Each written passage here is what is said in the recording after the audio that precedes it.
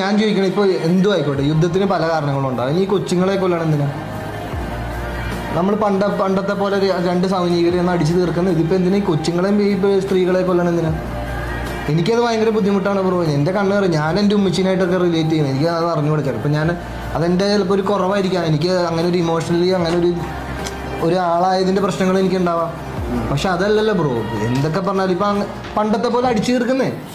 ഒരു അറ്റത്തുനിന്ന് 100 പേര് അവിടെ നിന്ന് പഠിക്കും, ഇവിടെ നിന്ന് പഠിക്കും. എന്നിട്ട് അത് ആരും ജയിക്കണം, അവരെന്താണെന്ന് വെച്ചാൽ എഴുതിയെടുക്കോ, മൊയിലെടുക്കോ, മറ്റെടുക്കോ, മറിച്ച് എന്താണെന്ന് വെച്ചാൽ ഈ കൊച്ചുങ്ങളെ കൊല്ലണം എന്തിനാണ്?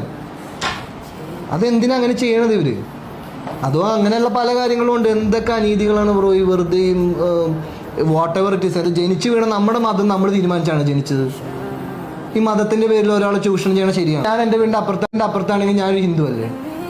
അതിൻ്റെ അപ്പുറത്തെ വീട്ടിലാണെങ്കിൽ ഞാൻ ഒരു ക്രിസ്ത്യൻ അല്ലേ? അപ്പൊ ഇതിന്റെ പേരിലൊക്കെ ഒരാളെ നമ്മൾ ഒരു പറ്റത്ത ആൾക്കാരെ മാറ്റി നിർത്തുകയോ അല്ലെങ്കിൽ ഒരു ചൂഷണം ചെയ്യാന്നൊക്കെ പറഞ്ഞാൽ വ്യക്തി എല്ലാത്തിലും ഉണ്ട്. ഇപ്പൊ ഒരാളിൽ തന്നെ ഇല്ലേ നല്ലതും ചെയ്തതും? പെർഫെക്റ്റ് ആയിട്ട് നല്ലതെന്ന് പറഞ്ഞ ഒരാളുണ്ടാവും. എന്നിലെന്ത് മോശമുണ്ട്, ഞാൻ അത്ര നല്ല ആളൊന്നും അല്ല, എന്നാൽ എന്നിൽ നന്മയുണ്ടല്ലോ. അതേപോലെ തന്നെയാണ് എല്ലാവരും.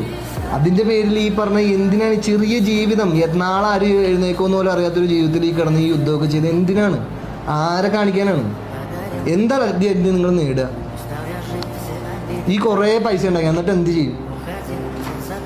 ഹ്യൂമാനിറ്റി വേണം ബ്രോ. അതിനൊക്കെ വേണ്ടി ആരെങ്കിലുമൊക്കെ ഇന്നെങ്കിലും സംസാരിക്കണ്ടേ? തീരാറായി പരിപാടി. എനിക്ക് ഖിയാമത്ത് നാളൊക്കെ ആയി, ലോകാവസാനമൊക്കെ ആയി. ഇനിയെങ്കിലും ആരെങ്കിലുമൊക്കെ ഇതിനെപ്പറ്റിയൊക്കെ സംസാരിക്കണ്ടേ?